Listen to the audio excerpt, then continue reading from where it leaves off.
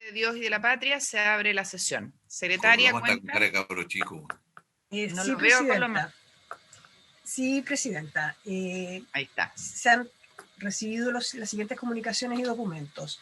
En primer lugar, tengo que informar que ingresó a la comisión el proyecto de ley en primer trámite constitucional para implementar adecuadamente el proceso de descentralización del país, boletín 13.823-06. Este proyecto cuenta con un segundo informe de la Comisión de Gobierno, Descentralización y Regionalización, y la Comisión de Hacienda debe pronunciarse respecto de las normas de su competencia.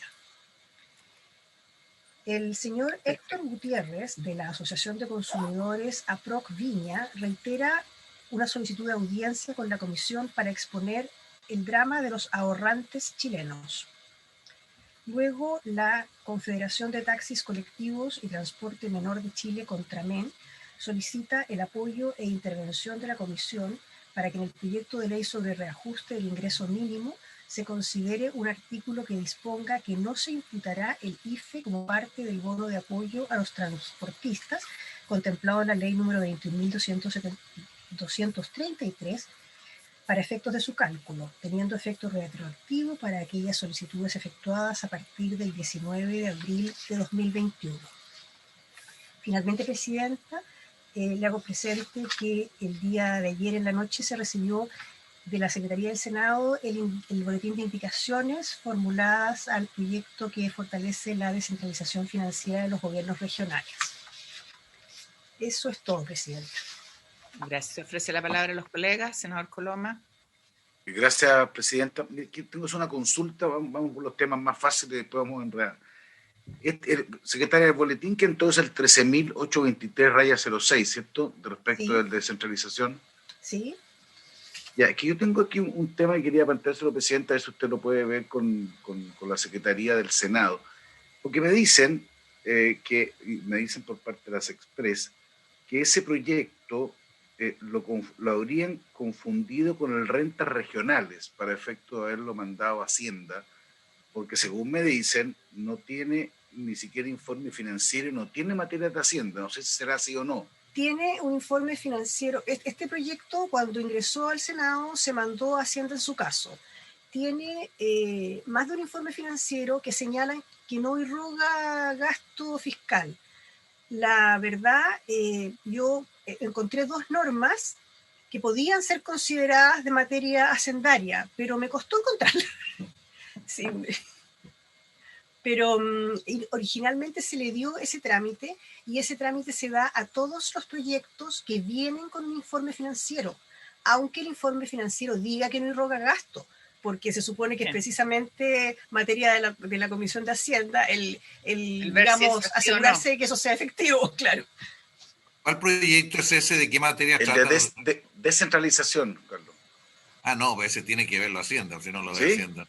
Es que es distinto de rentas regionales, hay dos distintos. Eso pero igual tiene que verlo Juan Antonio. Tenía la inquietud porque me habían dicho que la de rentas regionales de todas maneras tiene que verlo Hacienda, porque pero el de descentralización aparentemente no habría razón. Bueno, lo dejo, presidenta, que usted lo vea.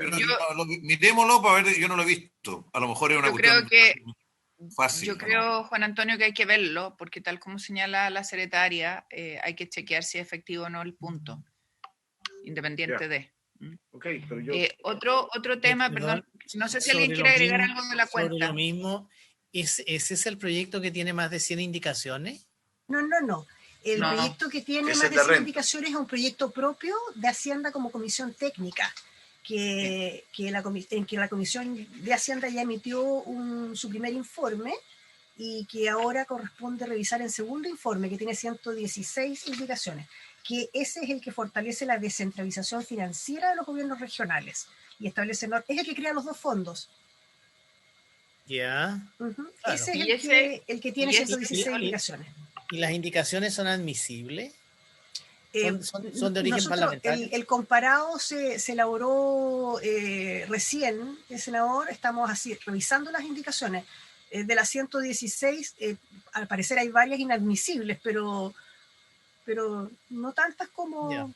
¿Y ese cuándo va a estar para ser visto, Sole? ¿Cuándo lo van a terminar? Ya está hecho el comparado, presidenta. Ya, o sea, podríamos citar para verlo. ¿Hay indicaciones del Ejecutivo ahí o no? Entiendo que hay. Sí, sí hay, pero, hay alguna.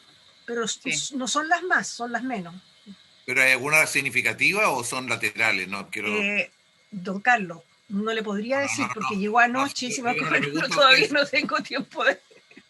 Ya. Oye, ¿hay algo más de la cuenta que quieran señalar? ¿No? Ya, yo preguntaba el otro día en el chat de la comisión por un proyecto que me está pidiendo, veamos, el senador Girardi, que es el tema de las...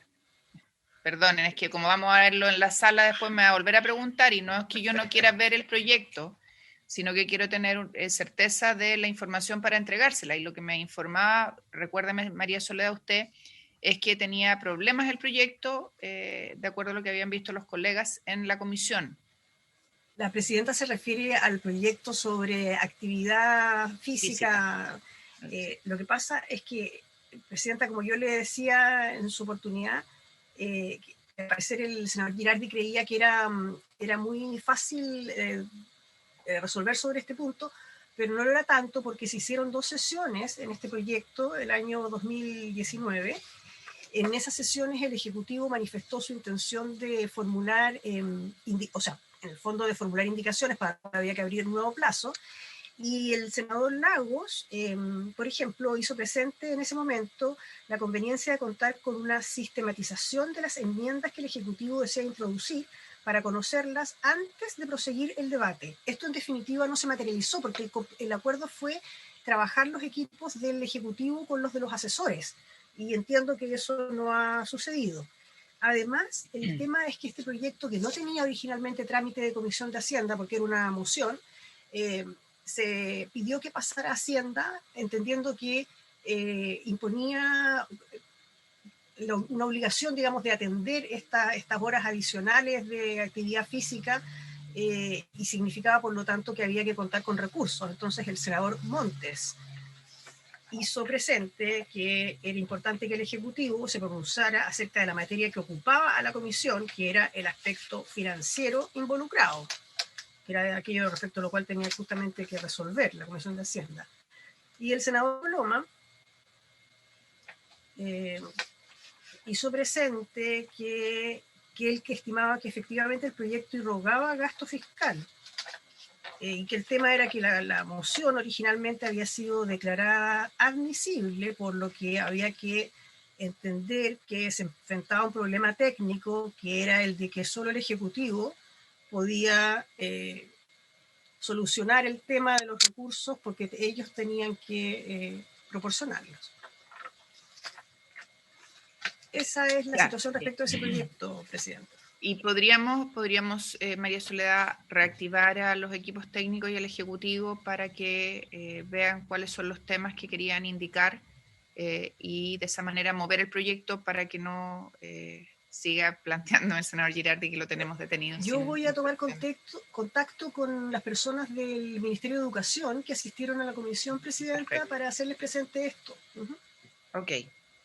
Y si no, vemos la parte pertinente del informe financiero y lo despachamos. No tiene informe financiero. Entonces, porque es una moción que llegó... Pero no es un tema fácil, senadora. Yo lo sé, pero... Activar con educación. O a lo mejor lo que podríamos hacer, Juan Antonio, no lo sé, colega, es devolverlo a la comisión de la que viene, para que vean este tema. Porque tiene efecto de Hacienda. A veces buena su idea de verlo con la gente, con asesores, con educación, me parece bien. Hay que resolverlo. Ok, ya, entonces, María Soledad, usted... Por su salud en bien. Gracias. Bien, presidente. Le agradece. Ya. Vamos entonces al proyecto que nos ocupa. Entiendo que tenemos invitados. María Soledad. Sí, Presidenta, ya, yo le había pedido al senador Montes que entre 12 y 2:30 me reemplazara porque no había llegado el senador Lagos. No sé cuál es el orden que tienen ustedes cuando uno tiene que salir de la presidencia. No, Carlos Montes. ¿Sí? No, en general los presidentes... Es por abecedario. La belleza. Es por abecedario. Los presidentes de esta comisión no salen. No salen ni siquiera al baño. Ya. Sí, pero apaga la cámara. Pesado, ya. Vamos, Presidenta, nos acompañan el director del Servicio de Impuestos Internos, don Fernando Barraza, que está, está con la subdirectora de Fiscalización y con el subdirector normativo, y está el director de la Unidad de Análisis Financiero, don Javier Cruz. ¿Cómo está, don Javier? El invitado del senador Coloma, el señor Fermandois, entiendo que se tendría que incorporar un poco más tarde porque tenía un compromiso previo. Sí, pero está acelerando todo lo posible. Ok, ¿a quién le damos la palabra entonces? ¿A don Fernando? Buenos días. Buenos días, Fernando. Buenos días, por su intermedio, Presidenta. Saludo a todos los senadores presentes, secretaria e invitados. Nosotros hicimos ya una presentación la semana pasada de este tema. No sé si escuchamos mejor al director de la UAF. Ok. ¿Les parece? Don Javier, tiene usted la palabra. Bueno, buenos días, Presidenta. Muchas gracias. Por su intermedio también saludar a los senadores presentes. Sí, bueno, básicamente quiero hacer una exposición muy breve, verbal solamente de los antecedentes que nos envió la Secretaría respecto a este proyecto de ley y cómo nosotros vemos en principio que los datos que se busca recolectar podrían ser de utilidad para las funciones propias de la unidad, digamos. Como ustedes bien saben, ya de sobra, normalmente las materias internacionales de lavado de activos y tributarias van bien de la mano, ya que los foros internacionales lo ven todo esto como parte de fraude fiscal en general. Entonces, muchos conceptos que están vertidos dentro del proyecto de ley, como beneficiarios finales y otros, parten de la norma antilavado y van mutando hacia también obligaciones tributarias internacionales. Por tanto, no son temas que están particularmente alejados respecto a los alcances que este proyecto les quiere dar. Desde el punto de vista más concreto y analizando los términos del proyecto, nosotros tenemos varios problemas en el ámbito investigativo que realizamos permanentemente.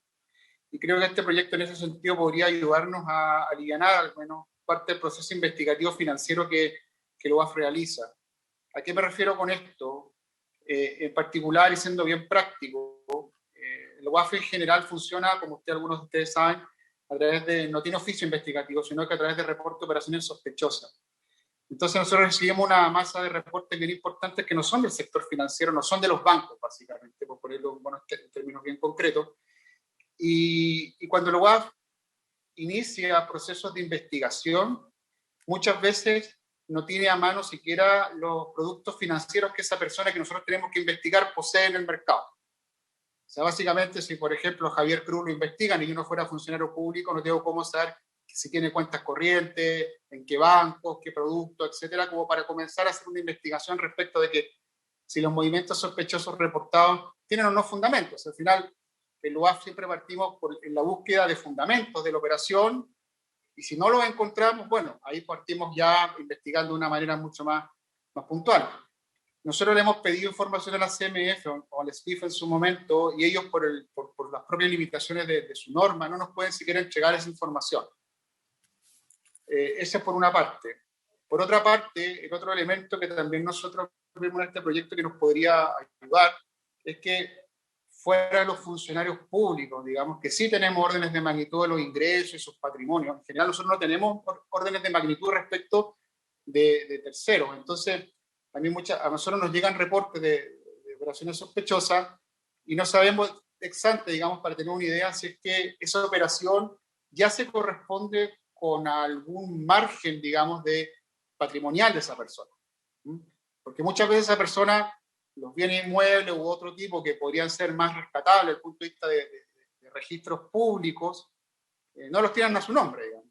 No los tienen a su nombre. Entonces, los saldos de algunos productos efectivamente a nosotros nos pueden dar una información muy valiosa para saber si esas personas efectivamente en general manejan ciertos valores o digamos, o dineros que podrían eventualmente justificar algún tipo de operación.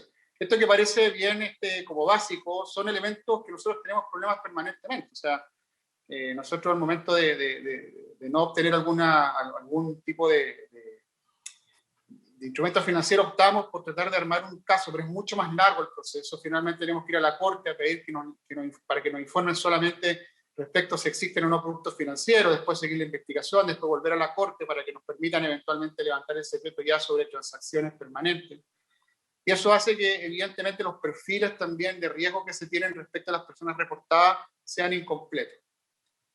Eso en términos bien generales respecto de los elementos que se busca obtener, digamos, por parte, particularmente del sector bancario. Y hago mucho énfasis en los bancos porque en general, si ustedes ya también algunos lo saben, la UAF, el único sector, entre comillas, supervisado que tiene, de los 38, el cual no puede realmente ir a supervisar es a los bancos. O sea, nosotros no podemos ir con una persona a un banco como vamos a una corredora de propiedades, como vamos a una compañía de seguro, como vamos a una digamos, una corredora de bolsa. Nosotros vamos a una corredora de bolsa, le pedimos los antecedentes, analizamos su sistema. En un banco no podemos hacer eso, porque está todo bajo secreto o bajo reserva. Entonces, ahí tenemos problemas también desde el punto de vista que evidentemente no nos permiten bajo ningún concepto tener estos elementos que, como le digo, son en general bastante básicos, pero que nos ayudan mucho, nos ayudarían mucho, creo, en la generación de investigaciones mucho más precisas. Ustedes saben que en UAF solamente tenemos 13 analistas de inteligencia, entonces cada minuto que nosotros de alguna manera optimizamos en los procesos de investigación es muy valioso. Recibimos más de 6.000 reportes al año, entonces estamos bajo una constante presión para generar reportes al Ministerio Público, digamos, que sean cada vez de mayor calidad y más precisos. Entonces, cualquier información contextualizadora, como en este caso, nos permitiría, evidentemente, creemos, mejorar nuestras investigaciones y la rapidez con la cual podemos responder a las mismas, que yo creo que es el gran desafío que hoy día tenemos como AF. O sea, hemos avanzado mucho tecnológicamente, pero la tecnología no sirve de nada sin datos. Entonces, en ese sentido, podría ser bastante útil. Desde el punto de vista ya más bien sancionatorio, digamos, porque acá obviamente también hay un elemento disuasivo que plantea la ley respecto de las facultades propias del servicio. Eso evidentemente que la UAF tiene facultades también sancionadoras, pero tendrían que ser de otras características, dada la propia naturaleza del tipo de sanciones que imponen UAF, pero es bastante menos complejo porque en general nosotros tan pronto cualquier normativa la regulamos a través de una circular en cuanto a su cumplimiento, etcétera, o algunos detalles, eso automáticamente la ley nos permite supervisarla y sancionarla administrativamente. Eso en términos bien generales, digamos, como nosotros vemos en principio que estos elementos, productos y saldos, digamos, de estos productos, aunque sea anualmente, nos pueden servir bastante para poder tener una aproximación, como dije, bastante más acertada a un tipo de investigación determinada sobre una o varias personas. Y no solamente naturales, sino también jurídicos, que también es otro tema no menor. Eso en términos generales, Presidenta, yo podría contextualizar, de acuerdo a los antecedentes que se nos entregaron, y cómo podemos ver algún cruce, digamos, de las actividades propias de la unidad respecto a este tipo de información, que obviamente a disposición de sus preguntas y consultas respectivas. Muchas gracias. Ok, muchas gracias, don Javier. Ofrezco la palabra. Yo. Senador Montes. Gracias, Presidenta. La verdad que oír al señor Javier Cruz a mí me sorprende muchísimo. Y yo he oído, cuando estaba diputado, muchas veces el informe de la UAF, de distintos directorios, y nunca habíamos llegado al punto que él nos está planteando. Lo encuentro de una gravedad, pero realmente significativa. O sea, si no estoy entendiendo mal, la UAF recibe señales de que hay algo que puede ser sospechoso. A partir de eso, su capacidad investigativa es muy limitada. A su vez, su capacidad de solicitarle a otro órgano del Estado la investigación también es limitada.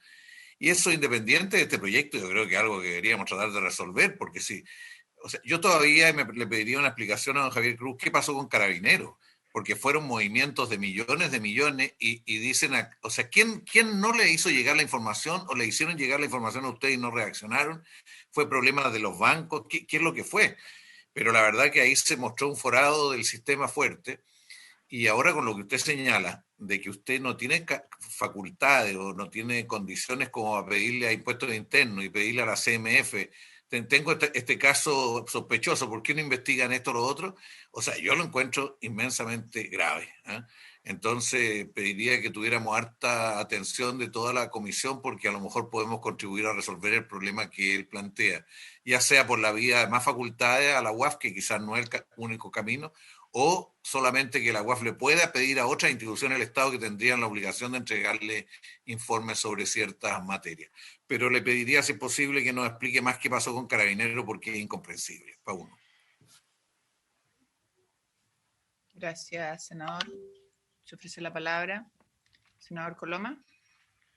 Sí, presidente. Yo quedé bastante anonadado, igual que el senador Monte, digamos, porque fíjese que, por dos razones. Primero, porque esto estaría revelando una precariedad que a mí me angustia, digamos, porque siempre, y a mí, para ser bien franco, me ha tocado estar en la subcomisión de presupuesto y no había oído un planteamiento de esta naturaleza, en donde, no sé, pues, es como en el fondo lo que dice don Javier, y por eso que me inquieta, es que hay situaciones en que están completamente ciegos, y cosas que uno imaginaría son de mucha relevancia, por algo hay recursos públicos invertidos en eso, digamos. Y a mí, independiente del tema actual, saquemos un ratito esto mentalmente, pero que efectivamente creo que se plantea una precariedad que por lo menos no habíamos sido advertidos. Quiero ser bien franco y me sorprende, digamos. Yo no esperaba eso. Segundo, y ahora una segunda línea de argumentación vinculada al proyecto, a mí lo que me sorprende es que, si es así la situación, ¿por qué una información que tenga impuestos internos debería ser, impuestos internos ve cosas distintas que la UAF, por naturaleza? Tienen diseños distintos, porque la otra solución es que se disuelva la UAF, porque si no van a tener errores, si lo que importa es darle facultades a impuestos internos en esta materia, que yo no las comparto por un tema más bien, hasta ahora estoy pensando, para ser franco, no la comparto conceptualmente, más en un sentido de las personas, de lo que tiene que ver con la intimidad de las personas, hasta dónde llega los roles de la protección de datos versus el ánimo que puede haber siempre de un rol del Estado de tener la máxima información, ¿dónde empieza la legitimidad en eso? Pero independiente de esa discusión, sí me sorprende que yo pensé que don Javier iba a decir que por qué no le damos esa facultad a ellos en vez de impuestos internos, que tenía un rol diferente. Por eso que mi inquietud es doble.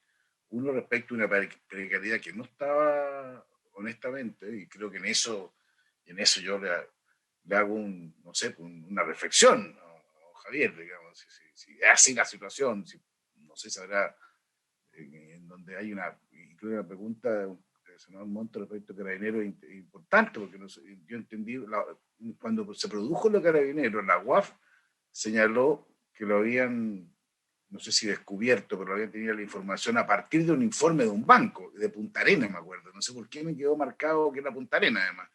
Entonces, quiere decir que información había, no puede decir, porque si no, no lo habrían descubierto. Y segundo, respecto es que el impuesto interno es distinto de la UAF, no digo que sean contradictorios, pero son distintos, son otras funciones. Entonces, me llama la atención la presentación, ¿qué quiere que le diga? Se lo planteo en esos términos. Senador Lagos. No vamos a andar en lo que señaló Carlos ni Juan Antonio en términos de que, bueno, causa cierta sorpresa. Lo que yo le quiero preguntar a don Javier Cruz, tal vez, no tenemos que responder ahora, pero en vista de lo que acaba de informar, de la reacción de los senadores, que yo me podría sumar, ya con mayor o menor preocupación o estupefacción, etcétera, es decirle, ¿y qué requiere usted como institución que sea algo compatible también con ciertas libertades individuales, ciertas garantías? O sea, ¿cómo se balancea esto? Y me pregunta, bien derecha, porque yo no tengo para qué descubrir el agua caliente en Chile, podemos dedicarnos a eso, de hecho lo hemos hecho en algunas áreas, que nos damos vuelta en cosas que ya otros países más sofisticados, sociedades más civilizadas ya han avanzado en eso. Lo equivalente a las UAF y la equivalente a los servicios de impuestos internos, y ahí paso el dato al tiro, lo que está haciendo en Estados Unidos el presidente Biden, es para poderse llorar. 80.000 millones de dólares en 10 años al servicio de impuestos internos en Estados Unidos le va a pasar. Era 8.000, no sé cuánto era, una cifra increíble, 8.000 millones de dólares en 10 años, una cosa así increíble, eran 10 años. 8.000 o 10.000, senador. ¿Qué? ¿Cuántos son 8.000 o 80.000? Porque usted... Creo que eran 8.000 millones de dólares. ¿Ya? 8.000 millones. Pero está hablando de mucha plata, porque quieren recaudar alrededor de 200.000 que andan evadidos. Quizás debiera... Lo que quiero preguntarle a don Javier es, si él tuviera la oportunidad, que la tiene ahora, de decir, mire, nosotros pensamos que deberíamos ir por este lado, pero resguardando también lo que son ciertas garantías mínimas, porque también siempre pueden haber abusos del gran hermano. Hay países que son menos democráticos que nosotros, bastante menos, o sea, que no son democráticos, derechamente, y el control sobre la población civil es total. ¿Para qué le digo? Rastreo facial, etcétera, ya no hay privacidad de nada. Está bien, son organizaciones. Entonces, países a los cuales uno quiere mirar, yo me imagino algunos países de la OCDE, con ingresos per cápita más altos, con menos desigualdad que en Chile. ¿Qué hacen las UAF de esos países? Y al mismo tiempo se la tiro de rebote a don Fernando. ¿Y qué pasa con los servicios de impuestos internos de esos países? Eso. Y estoy hablando de países normales, no estoy hablando de cosas complejas. Eso, gracias. Para evitarnos un camino largo. Ya. Ok, entonces, no sé si alguien quiere agregar algo, el senador García, y si no le damos la palabra a don Javier Cruz para que responda a las consultas que se han hecho. Damos la palabra a don Javier. Muchas gracias, presidenta. En el mismo orden que lo fueron consultando, respecto a las consultas del senador Monte, bueno, como también lo dijo el senador Coloma, ese caso fue descubierto por la UAF a través de un reporte de un banco. Es el tema principal. O sea, cuando me reporta, y eso un poco hago el link con lo que plantea el senador Coloma, o sea, cuando reporta un banco, no hay problema. O sea, ahí tenemos acceso a la información que ese banco me reporta. O sea, tal persona con tal cuenta hizo tal cosa. Entonces, la línea de investigación avanza mucho más rápido porque, evidentemente, yo puedo requerir al banco que me entregue todas las transacciones y yo de ahí abro un crisol de vías investigativas para saber hacia dónde se fueron esos dineros, o sea, si se fueron a otras cuentas, etc. O sea, eso marca también un poco la centralidad de la importancia de esa información. O sea, finalmente, la acción de lavado, de manera prácticamente natural, pasa por un banco. Es muy difícil que no pase por un banco cuando son montos relevantes. Entonces, precisamente, eso pudo ser descubierto porque fue reportado por un banco. Tenemos cuando no reporta un banco, o sea, más del 50% de las operaciones sospechosas en los últimos años no son reportadas por bancos, son reportadas por casinos, por casas de cambios, por corrales de bolsa, por AFP, etc. Entonces, en ese caso no tenemos esa información de inmediato. Y para obtenerla es mucho más largo el camino, porque evidentemente no tenemos una línea como puede tener la CMF de decir, bueno, estos son ni siquiera los productos que esa persona tiene. Tenemos muchas veces casos en los cuales funcionan a través de testaferro u otro tipo de acciones, pero para llegar a esa línea investigativa nos cuesta bastantes horas hombre sobre un dato que está en disposición de otros servicios, digamos. Ahora, las limitaciones son legales solamente. O sea, yo para solicitarle al impuesto interno o para solicitarle al CMF, como dije, información de ciertas características que tenga algún tipo de reserva o secreto, tengo que ir a la Corte de Apelaciones para ello. Ese es el estándar que hoy día se ocupa en Chile a ese respecto. Entonces, en el caso Carabineros, nosotros tan pronto recibimos un reporte de un banco, inmediatamente nos pusimos a investigar, inmediatamente tan pronto tuvimos los antecedentes que aquí no habían elementos que esas transacciones tenían algún tipo de justificación y lo enviamos al Ministerio Público y bueno, y terminó el caso que hasta el día de hoy se sigue sustanciando en tribunales, digamos. Entonces, creo que eso demuestra un poco la importancia de ese tipo de información.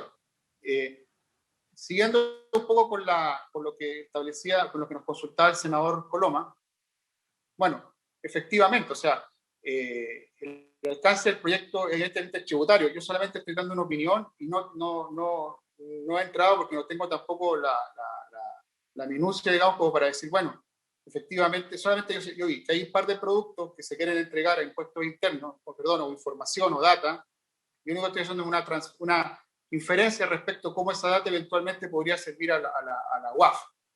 Los aspectos que puedan haber detrás desde el punto de vista del resguardo de la información, etcétera, no los estoy poniendo sobre la mesa, solamente estoy diciendo si es útil, sí, podría ser útil, pero no estoy diciendo efectivamente cuál es el resguardo, que un poco también va con la pregunta del senador Weber, o sea, cuáles son los estándares internacionales. Y en general hay distintos, digamos, estándares. Si uno mira Europa o Estados Unidos, no hay secreto bancario. Si uno mira Latinoamérica, es un sistema más parecido al chileno, que cada vez va mutando un poco más. Por ejemplo, en Perú ahora se ingresó un proyecto de ley para que la UIF peruana tuviera acceso a los antecedentes bancarios. Pero es un tema más bien de costumbres jurídicas, ¿no? Más que de que existe un estándar A o B, o sea, uno sea mejor que el otro. Yo un poco di ya algunas luces respecto, claro, que efectivamente para cualquier órgano investigativo tener la mayor cantidad de datos es lo mejor posible, pero entiendo la aprensión del senador Weber y el senador Lagos Weber, con el senador Coloma, de que efectivamente nuestro sistema y ordenamiento jurídico tiene ciertos balances.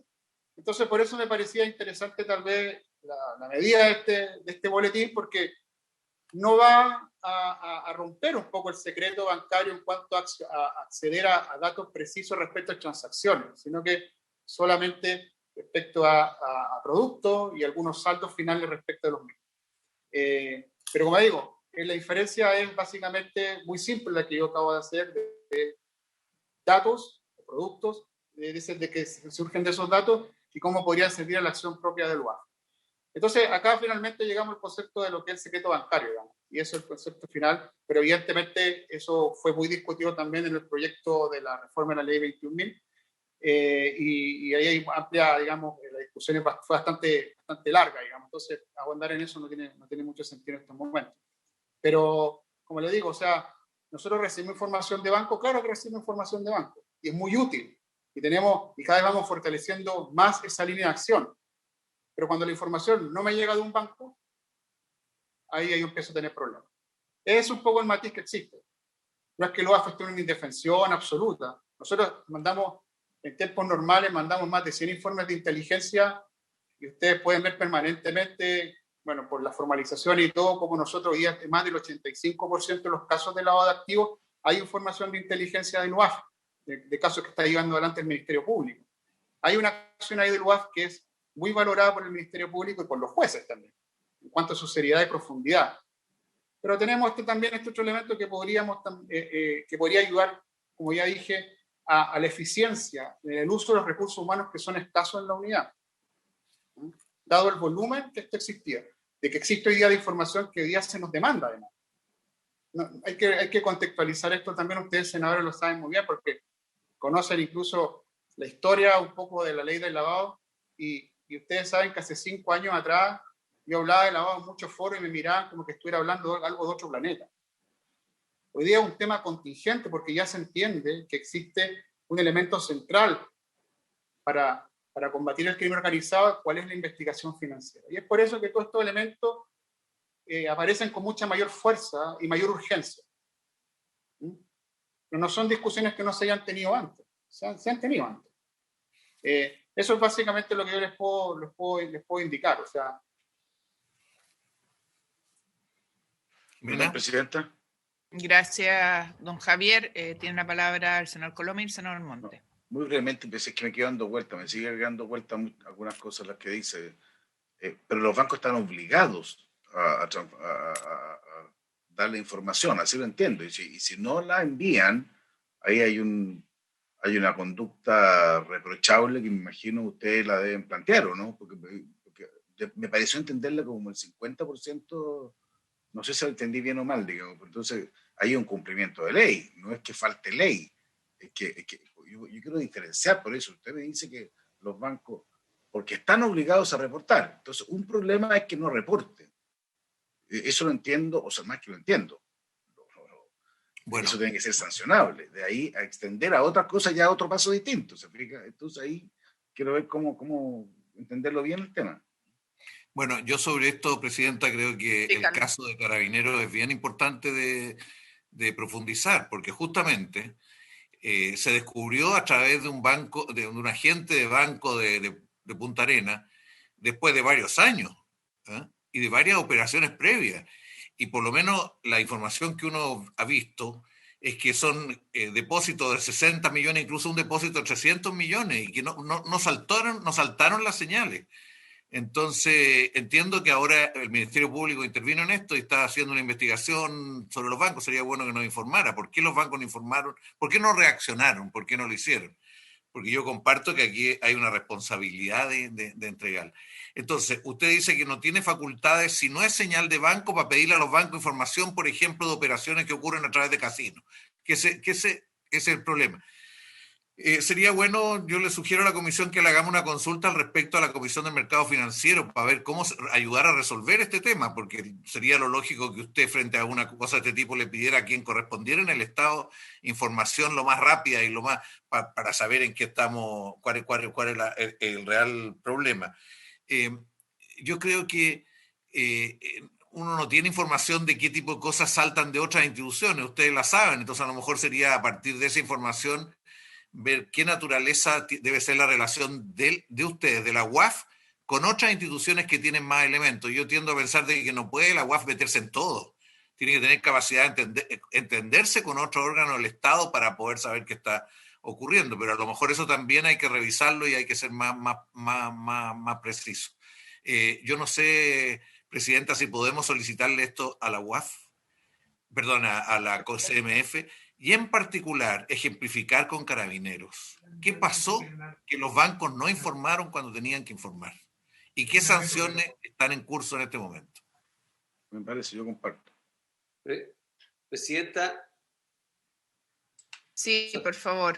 Solamente porque yo dudé de mí mismo, lo cual ya es increíble. Dudé de mí mismo y efectivamente era como dije inicialmente, el plan del presidente Biden de Estados Unidos persigue recaudar entre 700 y 800 mil millones de dólares americanos en un lapso de 10 años, y para eso va a aumentar el presupuesto del Servicio de Impuestos Internos norteamericano en 2/3, en 80 mil millones de dólares en esos 10 años, junto con introducir nuevas medidas de, ¿cómo se llama?, de información que debe declararse, que hoy día nos está pidiendo y que apunta dentro de los temas que estamos hablando en esta comisión en este minuto.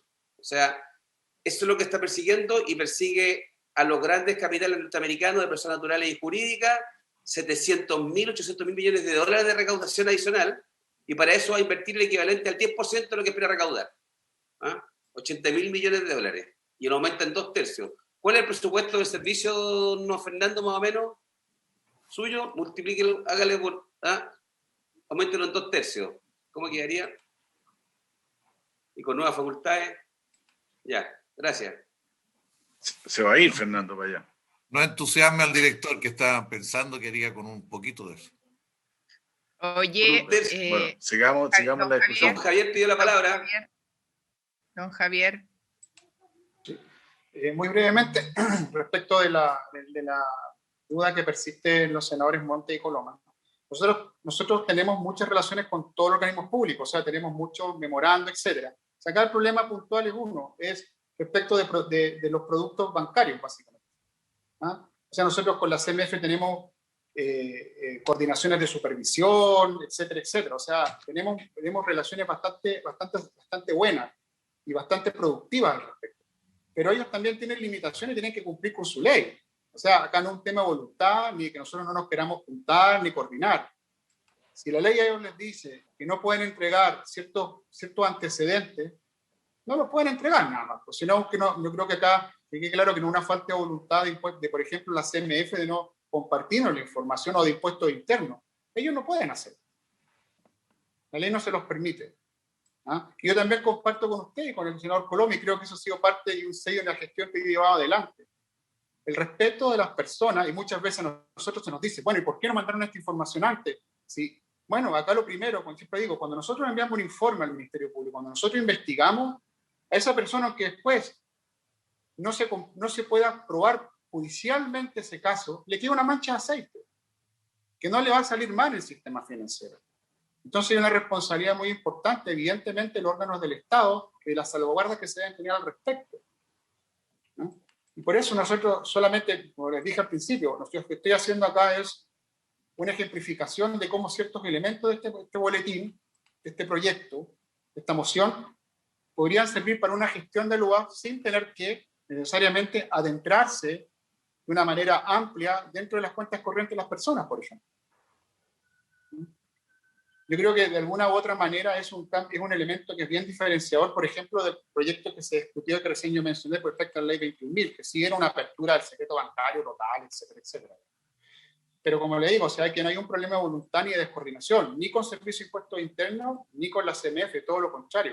Trabajamos en mesas permanentes y tenemos bastante buenas relaciones y bastante frutos respecto a ese trabajo. Pero cuando la ley ellos no se los permiten, bueno, es la ley, pero hay que cumplirla bien. ¿Algún otro comentario? Sí, Presidenta, Sí, Carlos. la información de qué pasó con los bancos que no informaron a la UAF cuando correspondía, ¿qué ha pasado con eso? Yo creo, una información nomás. Don Javier quiere responder. Perdón, senador, muy importante, se me quedó en el tintero. Nosotros sancionamos a 6 bancos por no envío de reporte a tiempo.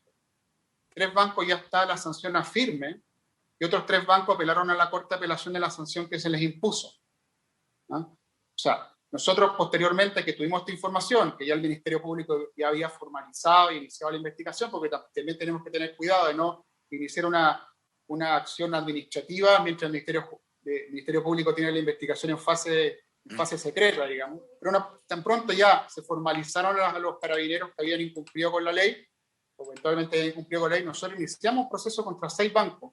Y como le digo, ya todos están sancionados y solamente 3 apelaron a la Corte de Apelaciones para tratar de revertir esa sanción del UAF.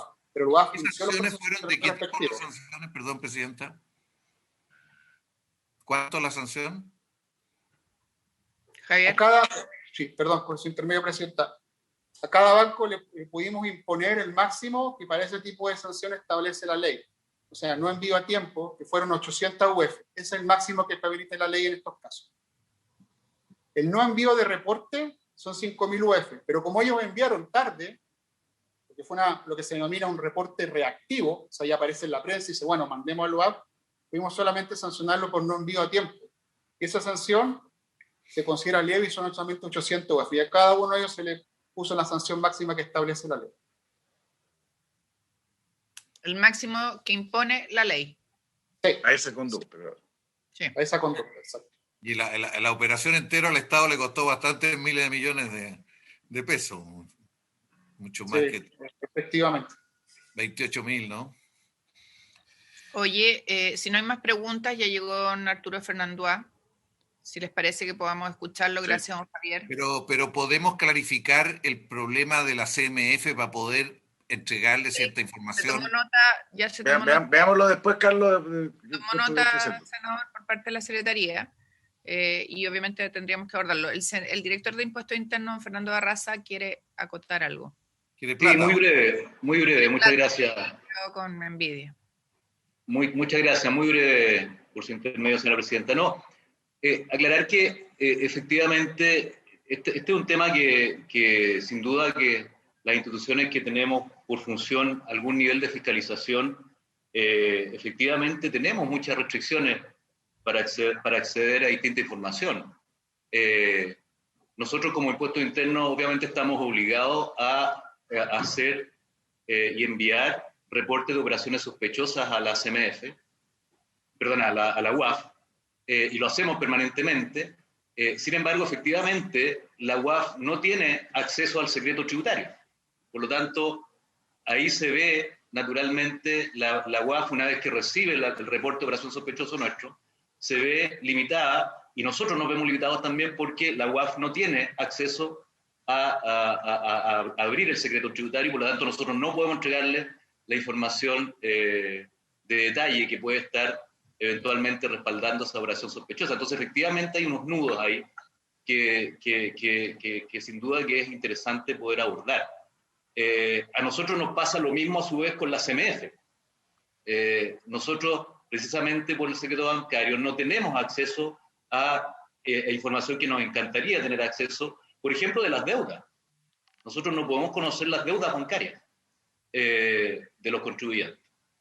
Información que la CMF sí tiene. Entonces, en todas estas interacciones, efectivamente hay nudos y obstáculos que a mí me parece que, sin perjuicio de este proyecto, obviamente es importante analizar de una manera más sistémica, ¿no? De tal forma de poder ir avanzando hacia una mayor agilidad, porque muchas veces ocurre, por ejemplo, respecto a la información financiera, la UAF puede acceder a la información financiera de la misma manera como nosotros, previa autorización de un tribunal. La diferencia es que la UAF no requiere autorización del investigado o del fiscalizado. Sin embargo, nosotros requerimos autorización del fiscalizado. Entonces, hay algunos matices que por supuesto que terminan siendo algún nivel de obstáculo a la hora de poder hacer el trabajo o la función de cada organismo de manera más ágil. Porque en el tiempo finalmente se puede lograr hacer, pero pasa tiempo, se genera ahí burocracia con la cual hay que lidiar, y esos son los inconvenientes. Entonces, y respecto a este proyecto, yo mostraba la sesión pasada que efectivamente nosotros, como Administración Tributaria, somos prácticamente el único país que no tiene acceso a información financiera. Incluso en la región, el resto de los países vecinos han ido avanzando bastante respecto a este tema, y nosotros nos hemos ido quedando atrás. Entonces, yo creo que efectivamente si uno hace análisis comparado, por supuesto que se da cuenta que estamos todavía bastante atrás en estos temas en general, no solo nosotros como Administración Tributaria, la UAF y otros organismos de fiscalización probablemente también.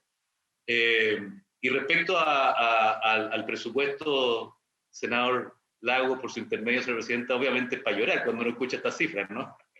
Nosotros tenemos un presupuesto anual de $250 millones para el servicio. Y claro, cuando uno dice, bueno, son otras escalas, obviamente por un presupuesto de 80.000 millones en 10 años, o sea, son 8.000 millones por año, si es que fuera en promedio.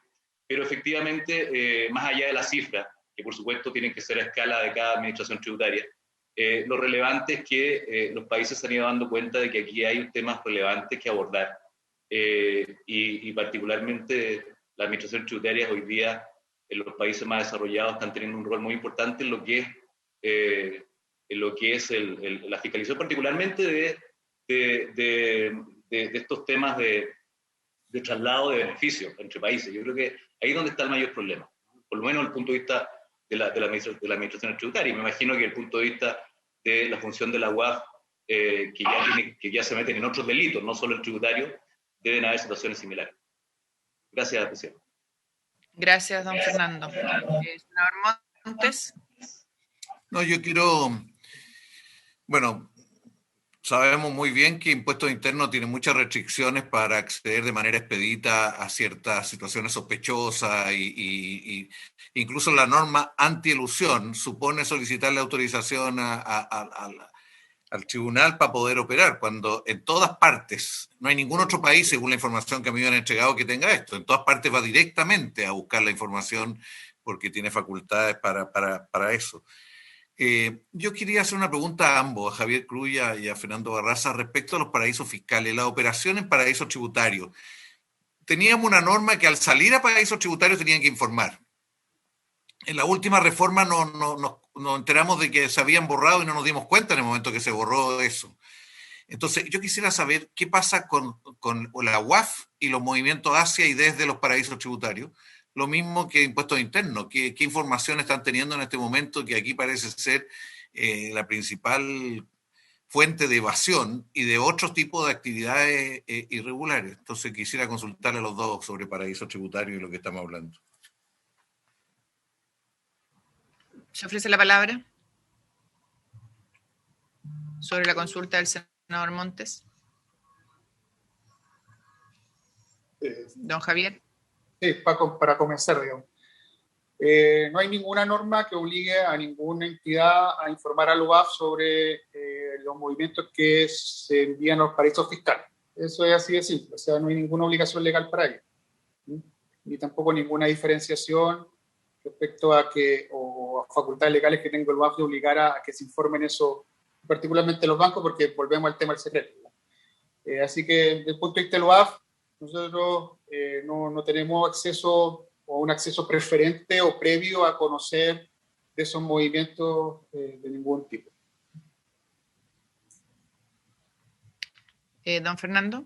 Sí, respecto a nosotros, los contribuyentes están obligados en Chile, los contribuyentes están obligados a informar en sus declaraciones juradas los movimientos de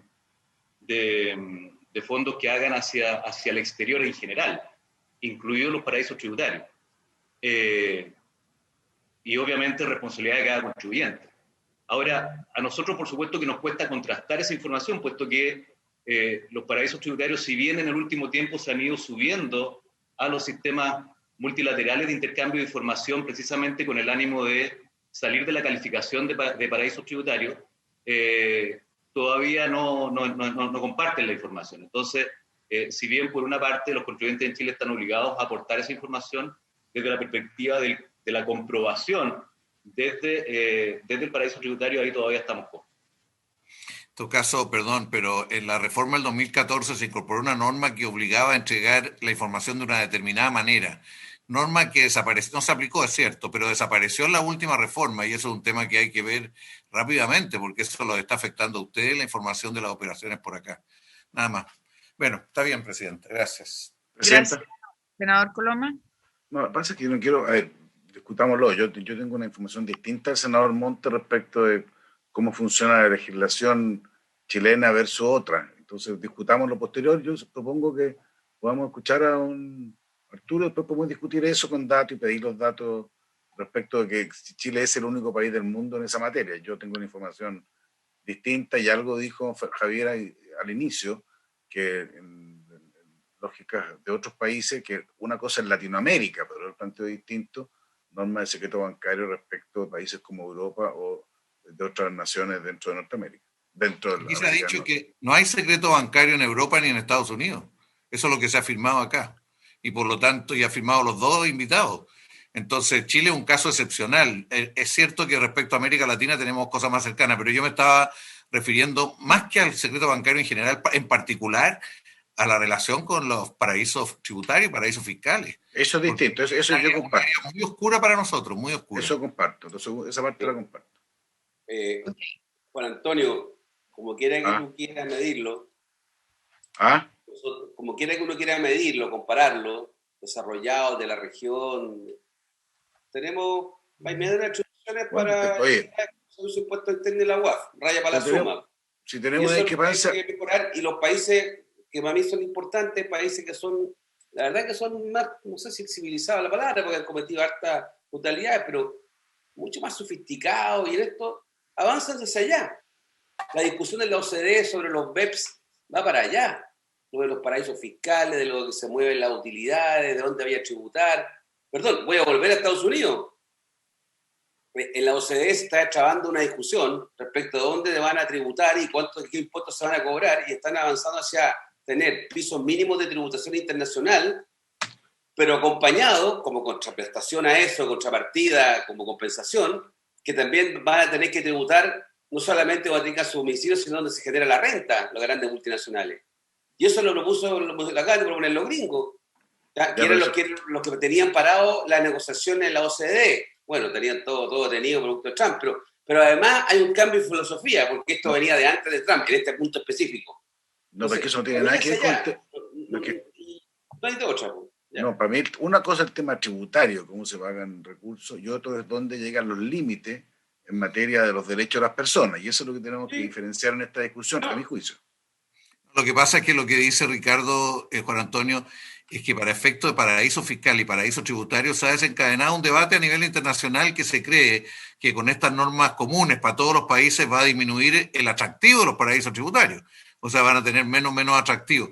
Y yo creo que una discusión interesante y hay que apoyarla, porque eso la verdad que una de las razones es que nosotros no podemos regular más que quedamos en una situación de desventaja respecto a inversionistas en otros países cercanos. Entonces se trata de que si hay una norma común, es otro el estándar. Yo creo que es un interesante debate lo que dice Ricardo Lago. Sí, distingamos qué es lo que se discute. Si quieren, bueno, sigamos. Más adelante, que nunca vamos a poder hacer, porque como estamos comidos por la coyuntura en los últimos 2 años, ¿ya? Pero en algún minuto hay que tener este tipo de debate, invitar gente a escuchar, qué es lo que opinan. Pero Ricardo, lo que podríamos hacer es convocar un día X en la semana solo para este efecto. Yo creo que es una discusión tremendamente importante. Bueno, pues sigamos con el proyecto, que yo creo que nos va a ilustrar. Le vamos bueno, a dar Antonio quiere que sigamos con el proyecto, que así como vamos, el proyecto no va a hacer nada al lado de lo que puede hacer. Está más amarillo que no sé qué el proyecto, bien amarillo. Yo haría independientemente. ¿Ustedes creen que digamos al Arturo? Independiente de que vamos a seguir con el proyecto, yo haría una jornada de conversación de este tema, es un tema importante. Don Arturo Fernandois, perdón por haberlo hecho esperar, pero estamos haciendo tiempo, dicen, porque usted iba a llegar a las 11:30. ¿Cómo está? Buenos días, presidenta, ¿qué tal? Muchas gracias por la deferencia de la espera, pero... Embajador, llegó el embajador. Así puede ser ahora Lagos. Bueno, una vez embajador, siempre embajadora, eso lo quiero decir. Así es en Estados Unidos, y lo cumplen mucho, así que ya repetiremos esa jornada diplomática. Presidenta, muchas gracias por la invitación, y quiero comenzar con una prevención que es la siguiente. Yo no he hecho un estudio preciso ni comparado sobre el secreto bancario. Aquí veo al director de servicios, veo también al director de la unidad de análisis financiero. Son temas que merecen quizá un estudio más profundo, como se está insinuando. Y me limitaré a dar algunos trazos sobre las ideas que el derecho constitucional tiene sobre esta clase de conflictos. Por lo tanto, no vengo a hacer una especie de explicación sobre el secreto de reserva, sobre cómo opera, porque no he hecho un estudio sobre el asunto. Pero sí tengo algunas cosas claras en materia de la mirada constitucional que tienen nuestros tribunales sobre el tema, especialmente el Tribunal Constitucional cuando ha sido llevado a resolver en esta materia. Y comienzo con una reflexión personal, que siempre me ha parecido que la privacidad como concepto, el derecho fundamental que está en el artículo 19, número 4 de la Constitución, la vida privada, o 5 también, la inviolabilidad de las comunicaciones, se deduce del artículo 1 sobre la dignidad humana, es como la censura y la libertad de expresión. O sea, o hay libertad de expresión y por tanto no se puede interferir cualquier emisión de información o opinión, o hay mecanismos que por distintas razones, por razones de seguridad nacional, de que no se cometa un delito, interfieren y perturban preventivamente la libertad de expresión. Con la privacidad me pasa lo mismo. Siempre habrán tantas buenas razones para reducir la privacidad a través de intervenciones previas que como derecho o existe o no existe. Ahora, ¿cuánto de esto se aplica al secreto bancario? Es un tema interesante, pero sí se ha dicho varias veces que el secreto bancario, es decir, los movimientos precisos que existen en las cuentas corrientes, son parte de la privacidad. Voy a repasar primero, no sé cuántos minutos me da, Presidenta, algunos trazos sobre esto, para después aterrizar en el proyecto mismo. Usted me dice cuánto... Dele nomás con libertad, sí. Generoso la tiempo, don Arturo. Ya, muchas gracias. Bueno, el proyecto, como ustedes saben, lo que solicita, lo que establece la obligación de los bancos y instituciones financieras de reportar al Servicio de Impuestos Internos los saldos y abonos mensuales iguales o superiores a 1.500 unidades de fomento. Los fundamentos del proyecto sostienen que sería respetuoso de la privacidad del secreto bancario porque no se extiende a movimientos, al detalle de los fondos ni al destino de los fondos. O sea, tendríamos una causal genérica de monto de saldos y abonos mensuales. Ahora, voy a ir hacia atrás respecto de los criterios que el Tribunal Constitucional ha dado en esta materia, que siempre me han interesado porque son muy importantes para dos derechos fundamentales, el derecho a la vida privada y honra del artículo 19.4 y también el derecho al debido proceso, al justo y racional procedimiento del 19 número 3. han habido sentencias interesantes desde el punto de vista procesal aquí. Y hay 3 fallos fundamentales que rigen este tema. El rol 389 del año 2003, el rol 521 del año 2006 y el último es el 5540 del año 2018. Los 2 primeros se referían a precisamente el control sobre las normas de la unidad de análisis financiero, y el último es el proyecto de ley que reformó, que modernizó la ley de bancos. Ustedes recordarán, y da creación a la CMF. Existe también un fallo interesante que es el que se dicta con ocasión de la ley adecuatoria a la reforma procesal penal.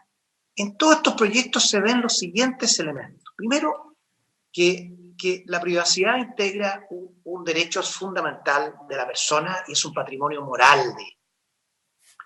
Por lo tanto, los actos de autoridad deben respetar y resguardar este derecho de privacidad. Segundo, los órganos administrativos, cuando solicitan información bancaria, deben hacerlo con precisión, con causales detalladas, porque facultarlos para pedir información genérica, sin limitación alguna, dijo el rol 389, violenta el derecho a la privacidad. En aquel caso existía un precepto legal que facultaba precisamente a la UAF para recabar en calidad imperativa toda clase de antecedentes sin que aparezca limitación alguna. Probablemente se acordarán los senadores que ahí hubo una sentencia negativa. ¿Por qué? Porque lo que le interesó al tribunal no es que no se pueda entregar la información, sino que se hacía sin trazar en la ley las pautas o parámetros objetivos y controlables que garanticen que el órgano administrativo pertinente sea circunscrito a ellos. Como le digo, Presidenta, esto es al margen de la óptima impresión que tenemos del Servicio de Impuestos Internos, pero en lo conceptual, lo que le interesa al derecho constitucional es que existan parámetros que permitan controlar si se está efectivamente cumpliendo con lo que el legislador quiso, como oposición a la técnica de facultades genéricas. Ya entonces estamos vislumbrando creo yo, los problemas de este proyecto. El segundo gran tema que le preocupa en estas 3 sentencias al tribunal es el del control judicial. Es decir, cuando viene una solicitud de un órgano administrativo, exhibe la causal que la ley ha previsto, que debe ser precisa, debe contener eventos determinados y no genéricos para poder ser controlada, debe existir intervención judicial. Dijo el tribunal en esa misma sentencia que no resulta compatible con la Constitución un precepto que no contenga resguardos y controles heterónomos, indispensables, sobre todo los de naturaleza judicial, que eviten o rectifiquen tal eventualidad. Entonces, intervención judicial o control heterónomo. Se está refiriendo fundamentalmente al del Poder Judicial. Como ustedes saben, existen intervenciones de la justicia ordinaria propiamente tal y también de ministros de la Corte de Apelaciones en algunos casos excepcionales. El tercer elemento de este control que le interesa al tribunal es que la intervención judicial sea razonada, sea suficientemente reflexiva, porque existía un precepto bajo el control en el fallo del rol 521 del 2006 que ordenaba al ministro de Corte resolver de inmediato. Y dijo el tribunal, esto se opone a la dedicación y reflexión necesarias ante un asunto de naturaleza tan delicada.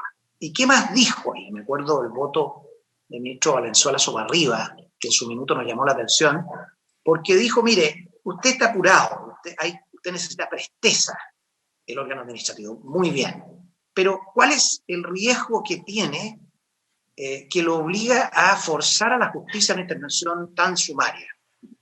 Y el razonamiento fue, si los antecedentes están y van a seguir estando, no van a desaparecer los antecedentes, entonces no es tan calificada la urgencia que usted le está imponiendo a la justicia ordinaria que interviene aquí. Y por esa vía entonces agregó este tercer elemento, es decir, control judicial, pero razonado, reflexivo, evitando un control mecánico y formal. Ahora, si uno va a las normas vigentes, antes de aterrizar en el proyecto que ustedes tienen bajo estudio, si usted va a las normas vigentes, en realidad estos 3 parámetros se cumplen, o sea, reflejan aproximadamente lo que el derecho constitucional propone. En primer lugar, el artículo 62 del Código Tributario así consagra el secreto bancario, y es la justicia la que puede solicitar determinados antecedentes cuando conozcan sobre un proceso sobre aplicación de sanciones conforme al artículo 161. Ahora, además, el servicio podrá solicitar, como ustedes saben, y el director lo conoce mejor que yo, en 3 situaciones, para contrastar la integridad de la información tributaria que presente el contribuyente. Puede solicitar información, vamos a ver que con intervención judicial, cuando existe un convenio internacional de intercambio de información, esto es una norma que existía hace muchos años, ¿no? Y también cuando existan convenios de doble tributación. De esto tuve que empaparme hace algunos años cuando, con posterior a la embajada, hubo esta legislación norteamericana, el FATCA, el Foreign Account Compliance Act, que es en la que estaban aludiendo ustedes cuando el gobierno norteamericano pidió a los gobiernos reportar, y a sus bancos reportar sobre bases sistemáticas la información de sus sujetos sometidos a la tributación norteamericana. Ahí Chile firmó un convenio especial con Estados Unidos y bajo ese convenio entonces se aplican estas normas. Lo interesante de estos tres eventos de entrega de información por parte del servicio es que se someten a un procedimiento en el cual el servicio debe indicar la individualización del titular de la información, es decir, con precisión la persona, especificar las operaciones o productos bancarios que le interesan respecto a los que se solicita información, o sea, estamos cumpliendo el requisito de la especificidad, señalar los periodos comprendidos en la solicitud y expresar si la información se solicita para verificar la integridad o veracidad, o bien para el cumplimiento de requerimientos de información de autoridades tributarias extranjeras. Y el banco deberá comunicar esto al servicio, etc. Y el titular podrá responder al banco autorizando u oponiéndose. Es aquí donde el 2018, si recordarán, el Tribunal Constitucional declaró un precepto inconstitucional, precisamente porque si bien existía intervención judicial, no daba audiencia al titular, el titular de la información, porque además tenemos la ley 19.628 que protege los datos personales, como ustedes saben, ahí ese es un reflejo de la privacidad en rango legal, pero se conecta con la Constitución. Luego aquí también hay un cumplimiento del requisito de la intervención judicial con audiencia del afectado. Resolverá el tribunal y, por cierto, podrá dar curso a la entrega de información si así lo estima. El artículo 62 ter del Código Tributario es más complejo, pero lo interesante respecto de él es que no hay intervención judicial, pero se refiere a titulares de cuentas bancarias, etcétera, inversiones que están sometidos a la legislación tributaria extranjera, y ahí contiene varios eventos. O sea, a los nacionales, según mi análisis, les es conferido el derecho de la intervención judicial. A los extranjeros existe esta excepción que recae en manos del servicio su interpretación.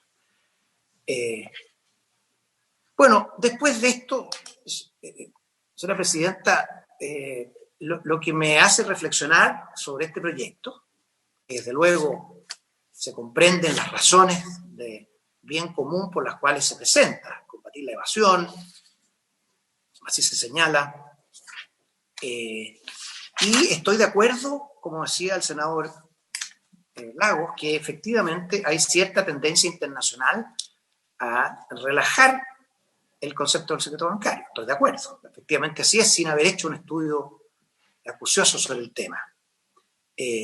Lo interesante es que no así los estándares constitucionales de la privacidad no se han relajado en esta materia. Por lo tanto, ¿qué sugiero yo a la Comisión respecto a este proyecto? Precisar la causal y, desde luego, incorporar algún grado de intervención judicial. El tribunal, ¿qué ha dicho? La intervención judicial puede tener distintos grados, puede tener distintas intensidades, se puede modelar por la ley. El debido proceso no es un conjunto rígido de garantías.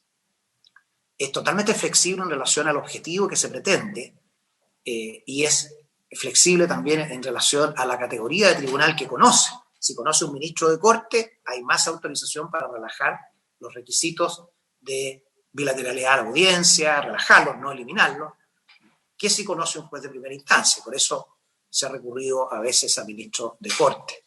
Pero debe existir algún grado de intervención judicial, de lo contrario creo que el proyecto se puede exponer al mismo problema que estaba señalando en los precedentes anteriores. Y desde luego con una causal más precisa que apunte a los indicios más finos de por qué la información puede ser importante, como contraste al derecho que siempre asiste al afectado de conservar su privacidad. Hoy día la información bancaria refleja tanto de la vida de las personas que se entiende que cada vez es más sensible respecto de su privacidad. Esos son los trazos generales, señora presidenta, que puedo dar por ahora. Quedo abierto a preguntas y sigo con la prevención de que no me ha sido encomendado ningún análisis específico respecto del secreto bancario propiamente tal. Pero creo que son importantes los trazos para un perfeccionamiento de esta idea general de legislar.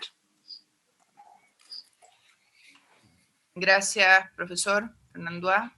Se ofrece la palabra. Senador Montes. O sea, yo no creo que tenga sentido empezar ahora el debate, pero algunas inquietudes de lo que ha dicho. Primero, muchas gracias por su análisis, profesor Fernando A.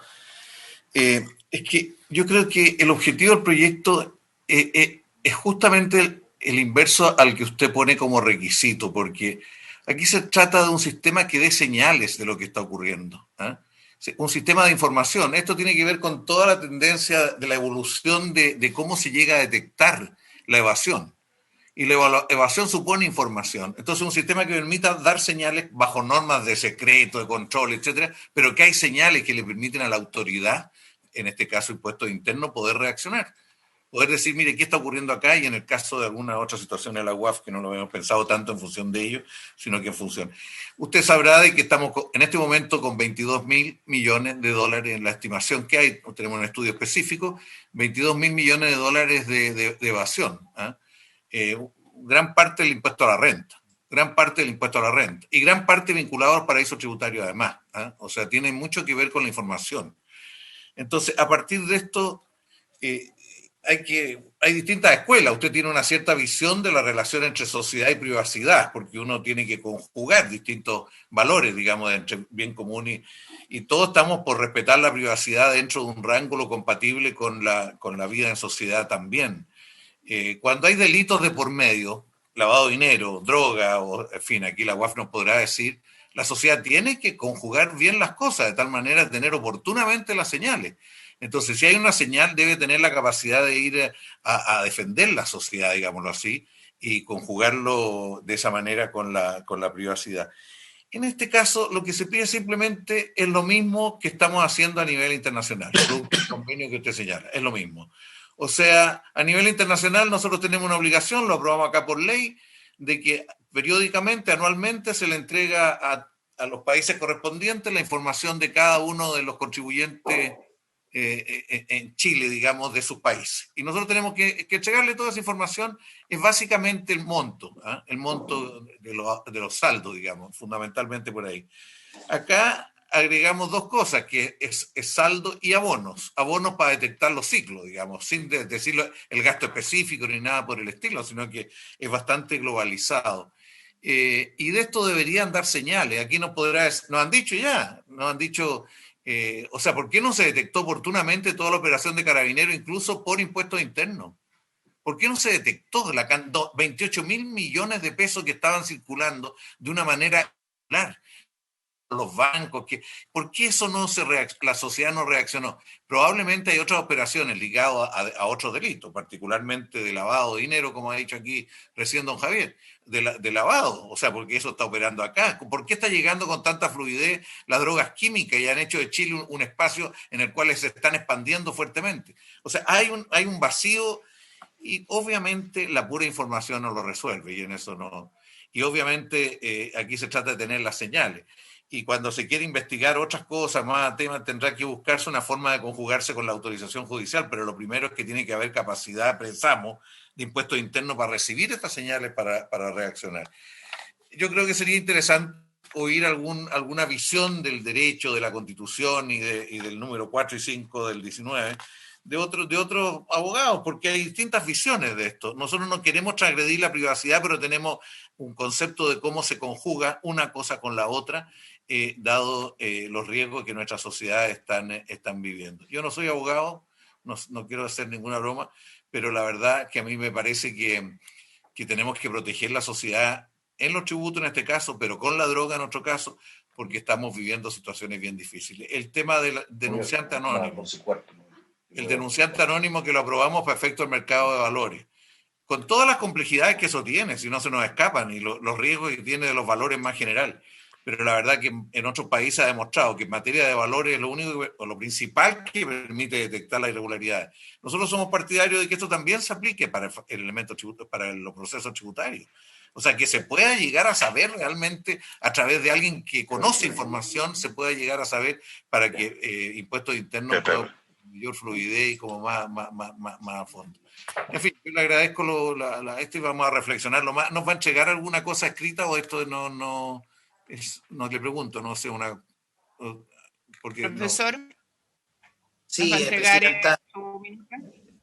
Sí, yo tengo un documento escrito que puedo pulir algo para hacer llegar a la comisión y le comento por su intermedio que, claro, lo que se llama senador Monte es interesante, pero son como dos, es una disyuntiva. O se pide sistemáticamente información en grado genérico tal que no envuelva riesgo a la privacidad para tener la señal que el senador Monte sostiene, digamos, que interesa, o si tiene esa información, la aptitud de revelar privacidad a las personas requiere ser caso a caso, personas determinadas y con algún indicio de violación. Esa es como la técnica, senador, creo yo, que esta comisión. Quizá pensar si ese monto no es lo suficientemente alto para que sea una información sistemática que no revele innecesariamente la privacidad de las personas. Presidenta. Presidenta. Sí, senador. Estamos todos pidiendo la palabra. Hay varios interesados. Saque el número ya. Senador Coloma. Pepe García. Yo le cedo mi turno a Pepe García y yo hablo después. Porque Pepe no ha hablado. ¿A quién se la das? ¿A García? A Pepe que está pidiendo la palabra y él no ha hablado todavía. Coloma, ¿viste? Ya, senador Coloma, senador García. Ricardo, yo le había pedido al senador Monte que me pudiera reemplazar.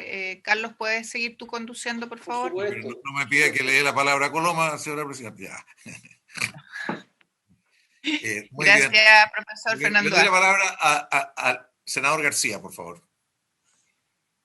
Senador García. No respondo yo, Juan Antonio, sigue presidiendo Monte. Gracias. Bien.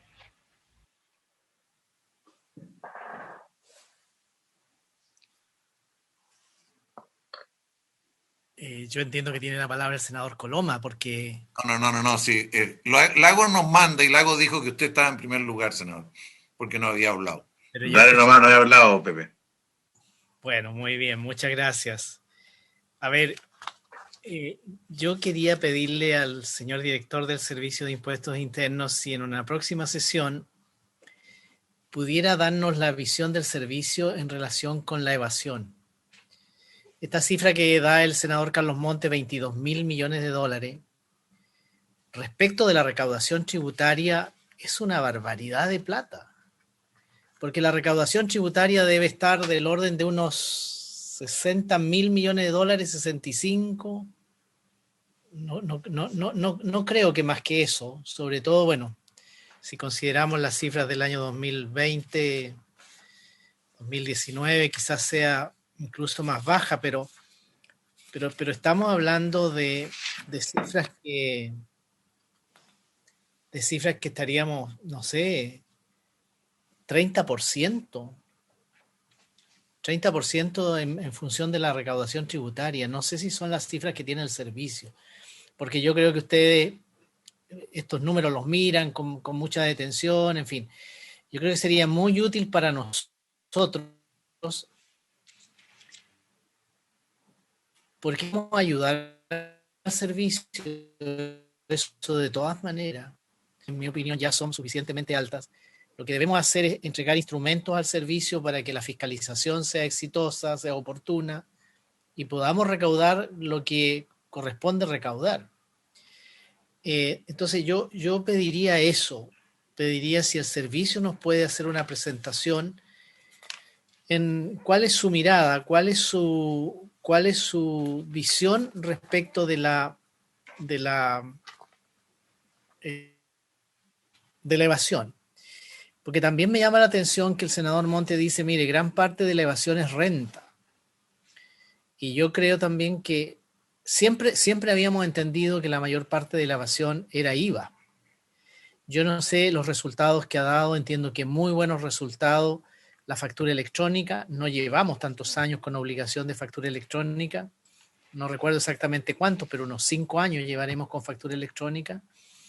Boleta electrónica se está recién, entiendo yo, terminando de implementar, que también esperamos que sea una herramienta súper eficaz para que se pague el IVA. Normalmente el IVA lleva aparejado una mayor recaudación de renta, generalmente es así. Pero yo creo que nos interesa mucho esto mismo que dice el senador Montes, de que mucho de la evasión en renta está asociado a paraísos tributarios. Bueno, mayor razón, porque también si tenemos que hacer modificaciones, ajustes en nuestra legislación para evitar ese tipo de acciones, yo creo que tenemos la obligación de hacerlo. Así que, presidente don Carlos Monte, sería bueno si pudiéramos tener esta reunión. Yo creo que a todos nos interesaría mucho conocer la visión del servicio. Yo creo que además hace tiempo que es un tema que no lo hablamos así con profundidad, con detalle, pero el tema de la evasión y cómo desde nuestra Comisión de Hacienda del Senado podemos ayudar al servicio para que ésta disminuya. Y termino diciendo que también me quedé bien impresionado con lo que dijo el director de la Unidad de Análisis Financiero. Y quiero también hablar un poco por lo que ocurre en la Araucanía. Nosotros llevamos años, bueno, los hechos de violencia en la Araucanía llevan del orden de unos 20 años.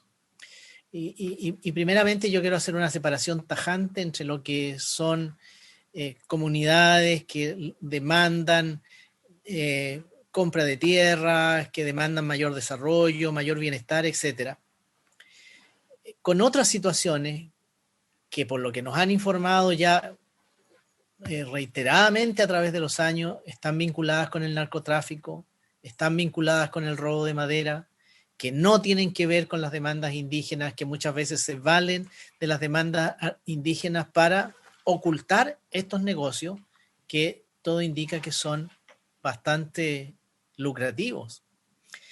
Y ahí también uno echa de menos una acción más decidida del Servicio de Impuestos Internos y probablemente incluso de la Unidad de Análisis Financiero.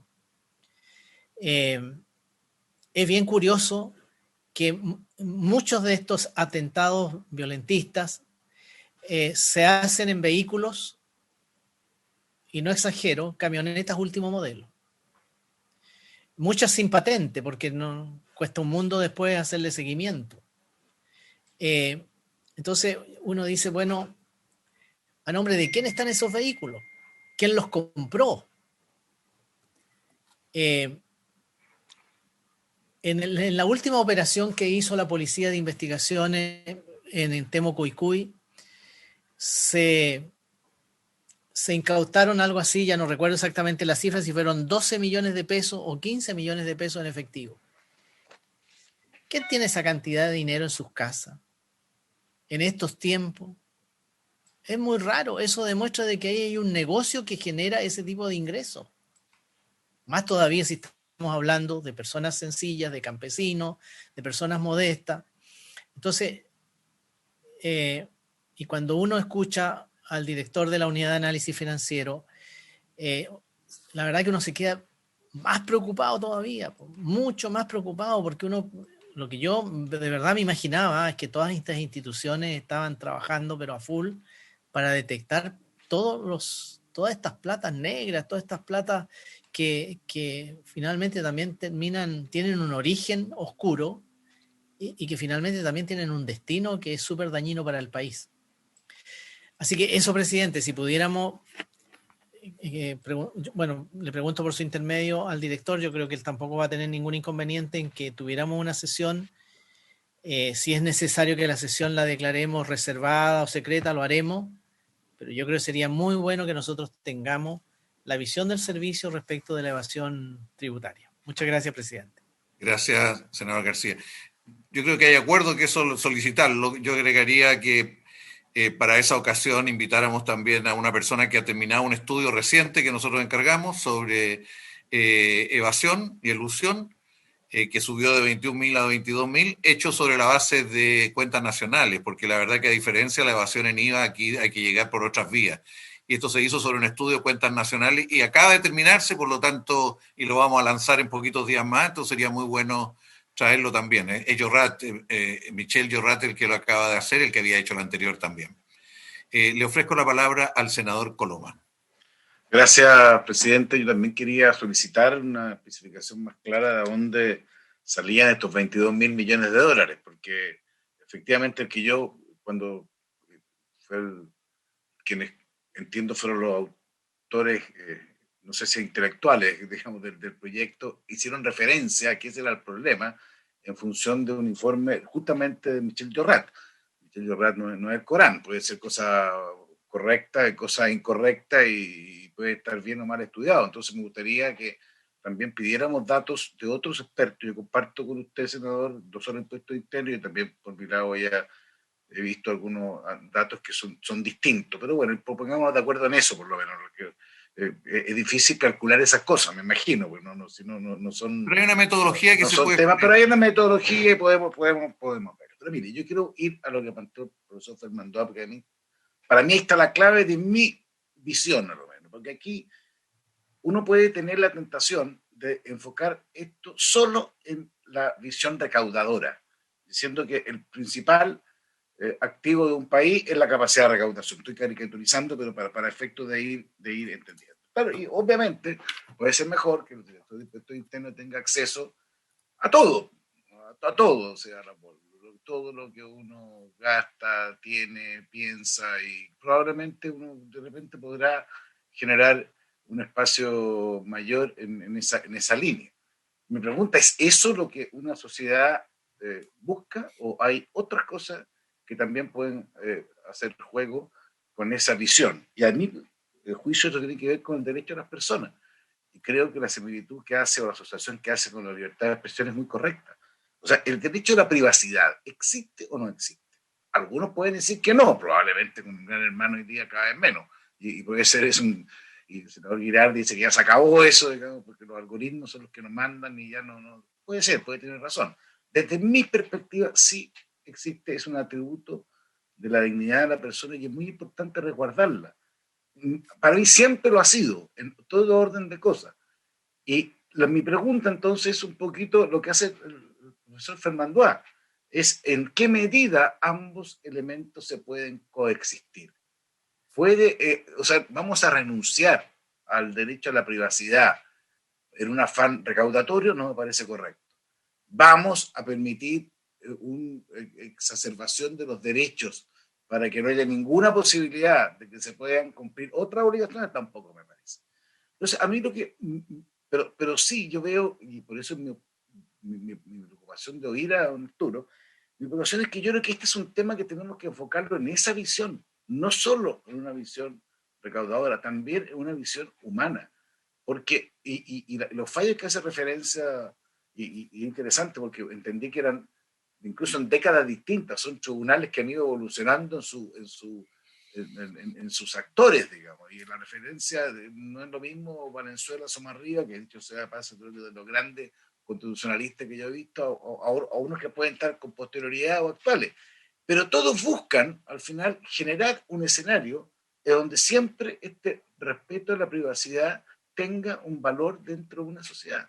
Y por eso que a mí la sugerencia que hace Arturo, y entiendo que el senador Monte dice que exactamente lo contrario a lo que se busca, pero esta es la discusión de fondo, de si debe haber una instancia judicial, ahí me parece muy importante para justamente cautelar esa razón. Entonces a mí no, que usted me diga hay una entrega de información a todo evento, no comparto con eso, y me quedó más claro después de lo que plantea Arturo, digamos. Distinto es si hay un indicio cualquiera, puede ser incluso bajar al estándar de los indicios, o generar un escenario en eso que sea más posible operar. Pero a mi juicio, tiene que haber algún escenario indicativo para tener ese derecho a excepcionar el derecho a la privacidad. Y eso es el tema que nosotros tenemos que enfrentar, porque no es un tema fácil. Yo lo asumo y probablemente va a ser cada vez más, no cada vez más complejo, porque yo creo que hay lógicas que han ido evolucionando en el tiempo, cosas que antiguamente, y por la prácticas bancarias o las distintas asociaciones o convenios internacionales que uno participa ahí, y la otra vez el Instituto de Impuestos Internos nos explicó, digamos, el intercambio de información que existe, que ayuda. Pero a mi juicio, esto es lo que tenemos que ir resolviendo. Si es cómo se armoniza a lo que para mí es muy importante, que es el derecho a la privacidad, que insisto, está dentro de aquello que pertenece a la dignidad de la persona. Ese es el tema de fondo, versus en armonía con un derecho a evitar normas elusivas, pero son de una naturaleza distinta.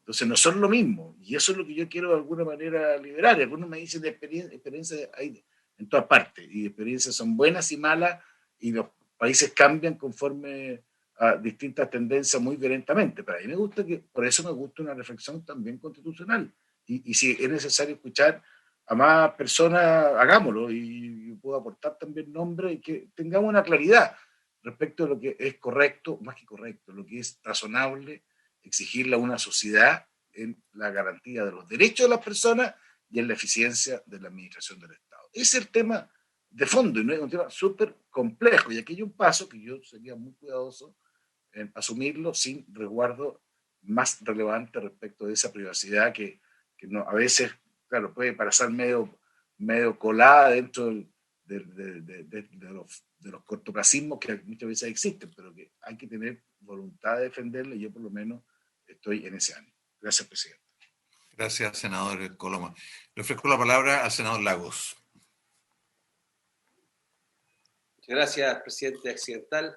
Gracias a don Arturo por la presentación y a mis colegas por el debate, porque mientras más extendemos la sesión, al menos en lo personal, no me interesaría tener el tiempo para poder abordarlo mejor y escuchar tal vez a personas que se manejan mejor o le han dedicado más tiempo en su vida profesional y técnica a estudiar estos temas.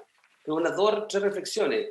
Claramente la tensión entre privacidad, derechos individuales y por otra parte el bien común, ¿ya? Es una tensión permanente.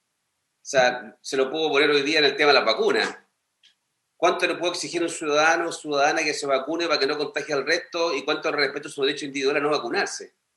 ¿Ah? O sea, es por poner un tema que está hoy. ¿Ah? Lo mismo va, y para llevarlo al tema más profundo, hay sociedades que están dispuestas a combatir las agresiones de las cuales pueden sufrir o pueden perturbar su convivencia, algunas enmarcadas dentro del Estado de Derecho o tratando dentro de lo que entendemos por Estado de Derecho, y otras que esa no es un obstáculo. No es un obis en la forma en que yo recaudo, tomo información, estrujo a eventuales sospechosos, y otras sociedades que están más limitadas, porque se deciden autolimitarse porque tienen bienes comunes distintos. Entonces, esta discusión, y yo lo entiendo al constitucionalista, ex embajador, pero yo creo que tenemos que profundizarlo. Yo tomo el desafío de que plantee cuáles son los elementos para tener este debate, porque este debate está teniendo lugar. Este debate tiene lugar hoy día en Estados Unidos, que voy a volver a Estados Unidos porque no me pueden decir que no es un país en donde las libertades individuales están escritas, digamos, en piedra en la Constitución norteamericana, ¿ya?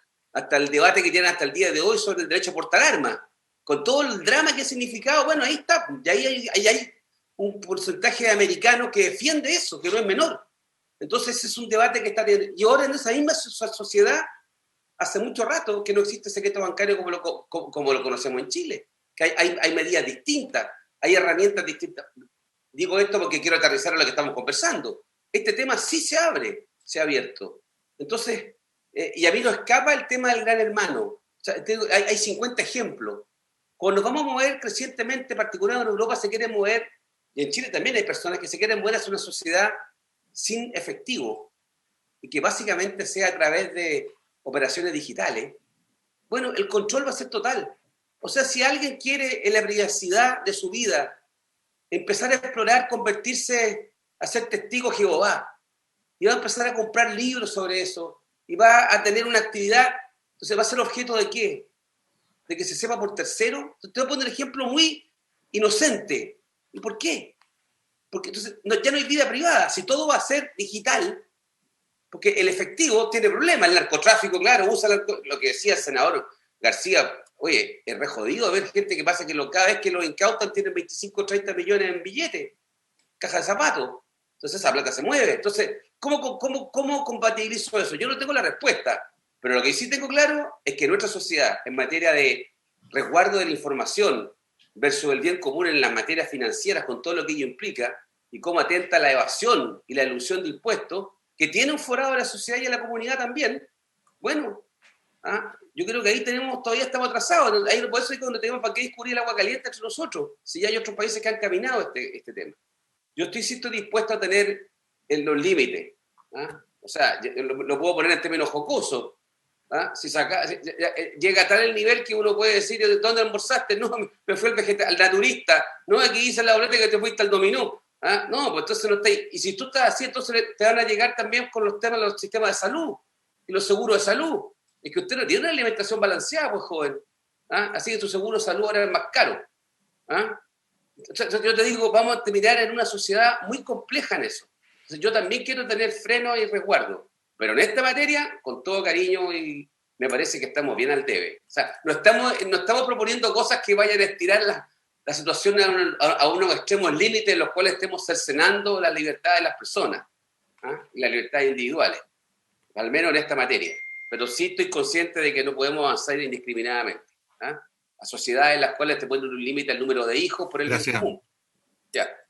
Listo, me quedo callado que Carlos Montes me dijo que estaba hablando mucho. No, es que creí que habías terminado, perdón. No, está bien. Es que debería haber terminado, la verdad. Ya. ¿Estás inspirado? Muchas gracias. Sí, está inspirado.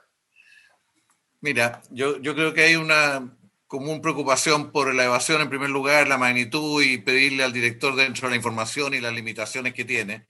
Y también pido que la investigación que nosotros encargamos a Yorrat reciente, está terminada hace una semana, que ambas cosas pudieran conocerse aquí en la comisión, si les parece. Si hay alguien más que pueda opinar al respecto sería interesante, pero si les parece, partir ahí. Esto no es indispensable para este proyecto, sin lugar a dudas. Si la evasión fuera dentro del nivel internacional, de la OECD, Estados Unidos, sería distinto el proyecto. Lo que pasa es que estamos fuera de estándar. Estamos por encima del nivel de otros lados y eso se puede entregar antecedentes y demostrar en relación a PIB. La evasión estimada en relación a PIB. Siempre todo va a ser estimado. Primero eso. Lo segundo, yo cuando llegué a México, una de las cosas que más a mí me expulsaron de acá y saqué cabeza allá, una de las primeras cuestiones que me llamó la atención que en México no había carnet de identidad. Y el argumento que le daban en todos lados para no tener carnet de identidad era la privacidad, y no tienen todavía. porque se consideraba que ese nivel de identificación de las personas atentaba contra su privacidad. Con esto, ¿qué es lo que quiero decir? Que hay opciones que toma la sociedad para protegerse también. O sea, en Chile yo creo que a nadie se le ocurriría la posibilidad que no tuviéramos carnet de identidad, porque es parte de una cierta cultura nuestra que tienen que estar identificados los ciudadanos para saber quiénes son y a partir de lo cual poder relacionarse. Entiendo que en Estados Unidos hay algo parecido en todo caso, hay restricciones respecto a la identidad personal. Entonces, esto es un tema de opciones. Esto no es que los buenos están porque haya carnet de identidad y los malos. Hay opciones culturales de otros factores. En relación al tema de la privacidad o recaudación, yo ya conozco al senador Coloma y sé más o menos su dialéctica del debate. Él no dice los egoístas versus los recaudadores. O sea, él dice privacidad versus recaudación. La discusión es privacidad, conceptualmente, filosóficamente, es privacidad versus sociedad. No tiene nada que ver el egoísmo con la privacidad. Como decía Ricardo, es privacidad versus bien común. O sea, ¿cómo garantizamos que vivir en sociedad? Y para vivir en sociedad tenemos ciertos pactos, ciertos acuerdos de sociedad. Uno de los cuales es que no haya droga, uno de los cuales es que no haya evasión de la obligación que tiene cualquier persona de pagar. Entonces, el problema es buscar, como decía Ricardo, compatibilizar privacidad con sociedad, privacidad con bien común. Y esto es cierto que no hay una regla única y en todos lados hay elementos culturales, elementos históricos.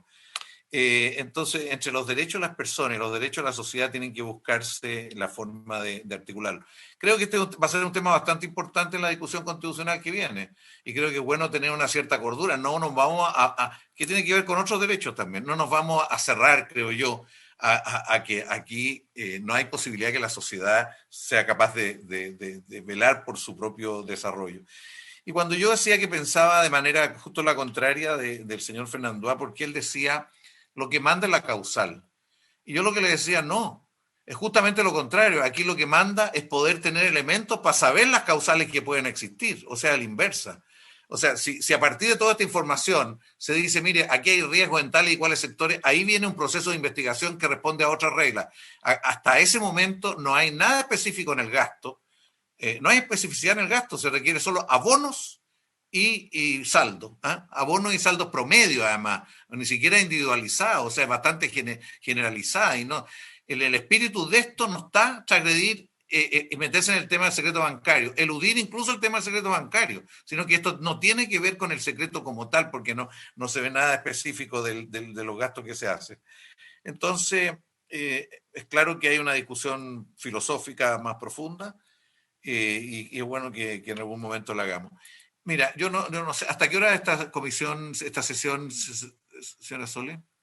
Hasta las 12:30. 3 minutos. No, un poco más.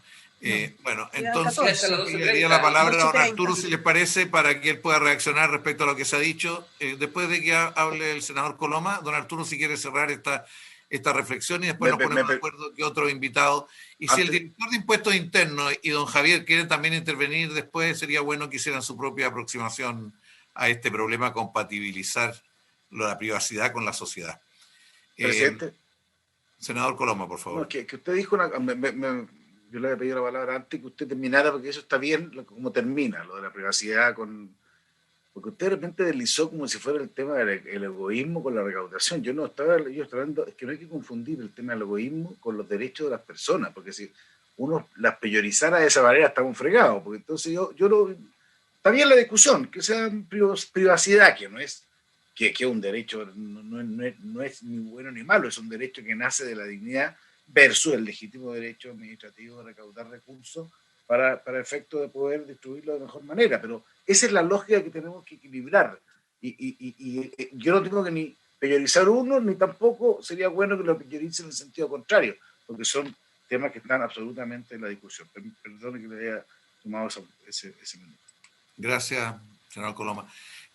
Don Arturo y después el director de impuestos y Javier que puedan opinar. Don Arturo.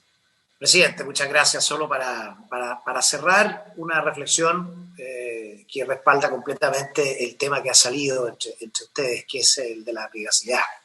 La privacidad es un tema bastante en crisis hoy día en el mundo contemporáneo, precisamente porque distintas razones de bien común, de sociedad, han ido exigiendo legislaciones, convenios internacionales que van comprimiendo la privacidad. Pero este es un camino que tiene un sentido y tiene algunos retrocesos, buscando precisamente el balance al que usted se refería. Por ejemplo, en Europa han sucedido dos hechos y temáticas que han sido interesantes, porque la razón más valiosa que estiman las sociedades para penetrar la privacidad es el control o la protección frente al terrorismo. Los últimos años, los países de la Unión Europea, algunos de ellos aprobaron legislaciones muy intrusivas precisamente para dotar a los órganos del Estado suficiente información que pueda controlar el terrorismo. Y la Corte Europea de Justicia, la Corte, algunos casos la Corte de Luxemburgo, es decir, la Corte de Justicia de las Comunidades Europeas, y en algunos casos la Corte de Estrasburgo, es decir, la Corte Europea de Derechos Humanos, han corregido algunas de esas legislaciones.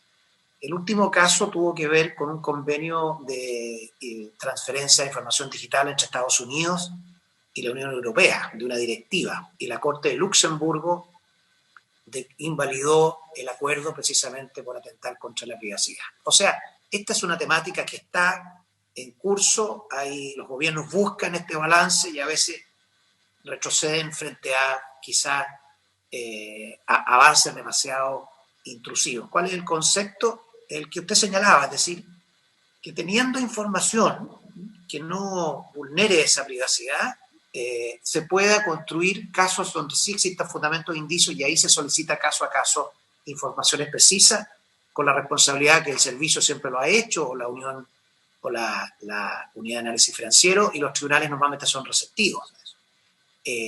Pero quizá el paso original que el que trae este proyecto, para volver al origen, es detectar una cifra y dar con ella de umbral que no revele elementos propios de la privacidad. A mí me parece que 1.500 UF, siendo una cantidad muy importante de millones de pesos, puede no ser lo suficientemente alto como para no revelar elementos de la privacidad. Quizá ese es porque lo que sí está consagrado en la legislación bancaria es que las informaciones estadísticas y globales, esas siempre se han podido revelar, y por eso que Chile tiene cuentas nacionales y tiene el Banco Central, por supuesto, los instrumentos necesarios. Entonces, quizá este primer paso, que es la obtención de información genérica, a mi juicio como constitucionalista, me da la impresión de que debe ser más genérica todavía, si es que lo que se pretende es no contar con intervención judicial ni con calificación heterónoma de la solicitud. Esa es como mi reflexión final, por si le sirve a la comisión. Muchas gracias, don Arturo. Y quedamos a la espera de sus notas porque nos pueden ayudar para mejorar el debate nuestro. ¿Ah? Perfecto. Muchísimas gracias. ¿Ah? Don Javier, ¿usted quiere agregar algo, perdón? La reflexión. Gracias, presidente. No, muy brevemente agradecer la oportunidad de poder participar en este debate tan interesante. Obviamente la intención de nuestra parte fue demostrar cómo los antecedentes que se discuten en el boletín podrían ser útiles para la función de la unidad. Obviamente, otra discusión, como ustedes bien lo plantearon, es si eso es posible dentro del ordenamiento jurídico chileno. Pero solamente era una función ilustrativa que espero que haya servido y que finalmente esta discusión siga adelante y sea lo mejor para nuestro sistema en general. Muchas gracias. Muchas gracias, don Javier. Don Fernando. Sí, también agradecer la invitación y por supuesto, encantado. Asistiremos cuando ustedes convengan para efectos de poder compartir nuestro análisis del tema de la evasión, sin duda. Ahora, respecto a lo que se plantea, bueno, el proyecto, nosotros hicimos nuestra presentación la semana pasada. Creo que hay elementos de debate, sin duda. El tema de los montos es un tema que claramente es importante debatir. Fijar un solo monto nos parece que no es una buena solución. Probablemente hay que definir montos distintos cuando se trata de personas, cuando se trata de empresas, en fin. Entonces, ese claramente es un tema que hay que debatir más, sin duda. Ahora, respecto a la privacidad, por lo menos el servicio tiene una tradición de resguardo de la información. No hay que olvidar que el servicio está obligado por ley a mantener secreto de la información tributaria a la cual accede, y por supuesto que en caso de acceder a esta información que es tan delicada, obviamente el servicio tiene que también comprometer, y está de hecho en la norma tal como está presentado el proyecto, también someter a secreto y resguardo la información a la cual acceda. De esa perspectiva me parece que es importante que las instituciones que accedemos a información que puede ser más delicada de parte de los contribuyentes tengan también un compromiso y una tradición de resguardo de la misma. Y de esa manera también velar por la privacidad de las personas sobre la cual se accede a información. Eso, presidente, por su intermedio. Muchas gracias. La pregunta que le hizo el senador García respecto a la información que Impuestos Internos tiene sobre evasión, ¿es posible que la haga llegar a la comisión antes, incluso una reunión con usted? Sí, podemos compartir, podemos hacer una minuta respecto al tema. Y yo me voy a preocupar que le llegue a la comisión también el estudio que se acaba de terminar. Bien. No sé cómo seguimos. De mi punto de vista, yo creo que este es un tema que es bueno incorporar a toda la sala. Yo creo que deberíamos hacer una definición en general, porque no tenemos acuerdo de hacerlo en general y particular, para que se amplíe el debate al conjunto de la sala en el plano conceptual y en el plano operativo, que son dos niveles del debate. Veámoslo con la presidenta cuando vuelva, porque se nos perdió. Pero ¿tú quieres decir algo, Juan Antonio? Sí, es que yo creo, presidente, yo me daría por lo menos una sesión más donde se pueda plantear un par de constitucionalistas y chequear bien el tema de la alusión. Yo creo que es parte muy importante de este proceso. Una sesión me parece que es razonable para estos efectos.